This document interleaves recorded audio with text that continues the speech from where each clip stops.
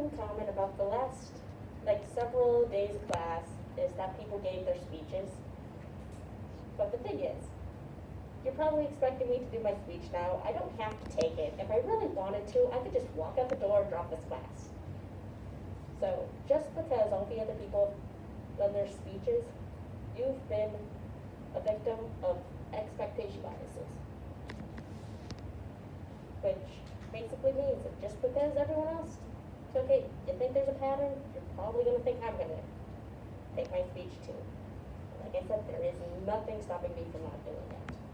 That's the only reason why you think I'm going to take it. And what is an expectation bias?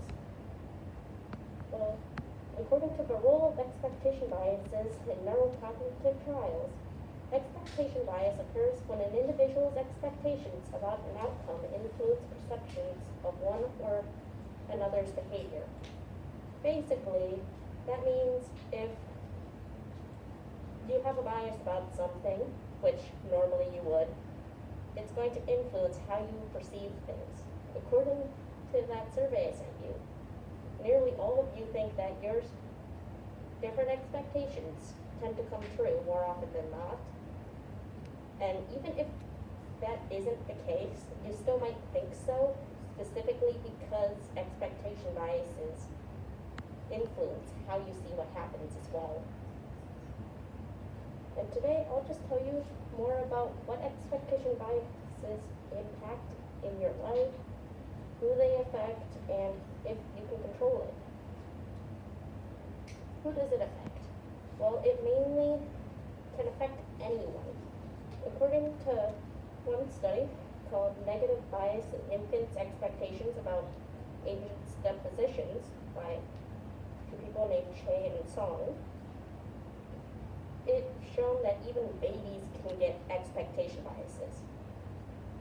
In that study, they had a bunch of people interact with different shapes, and that shown how much likely they are to deal with different shapes and how they see them.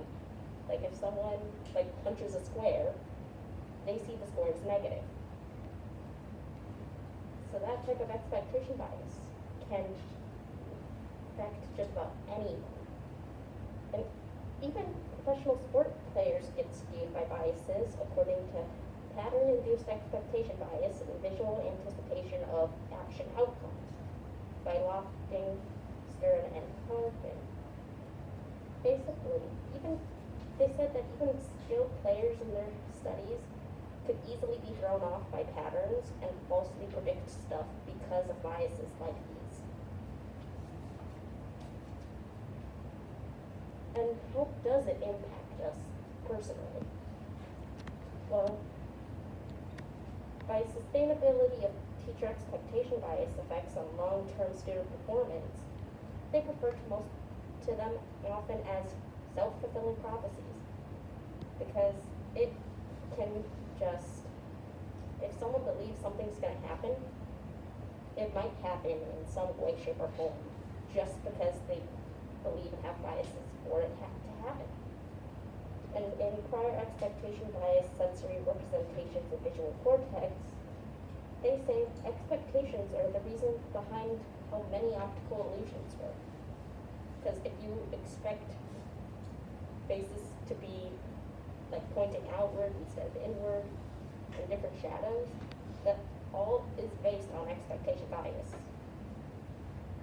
And according to this chart, it's basically showing for, in the 90s, one common college prediction test, where on this side, those were people who scored low, medium, and high, and how likely they thought they were to succeed in college.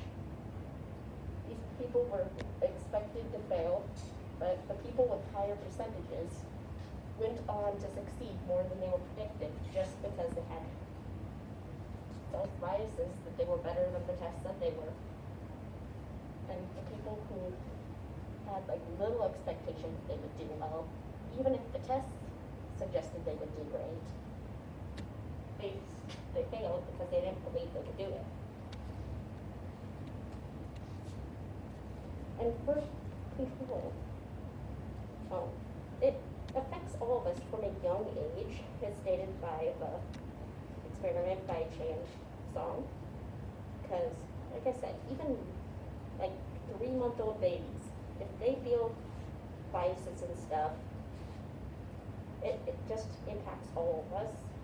And according to Sustainability and Teacher Expectation Bias Effects on Long-Term Student Performance, they claimed that it was hard to accurately do their experiment because of how bias can be so inconsistent and hard to identify because everyone experiences bias, even the people reading them. And an extra thing is, I noticed that on the evaluation forms and such, it asks us to give an unbiased intro, but everything's biased in some way, shape, or form, so that's kind of on the verge of impossible. So, in conclusion, bias, okay, wrong note. So, in conclusion, biases just impact everyone. They affect all of us in many different ways in our life, and they just can't be controlled, although we can certainly try. Well, I hope you enjoyed this speech, that I fulfilled your expectations by doing.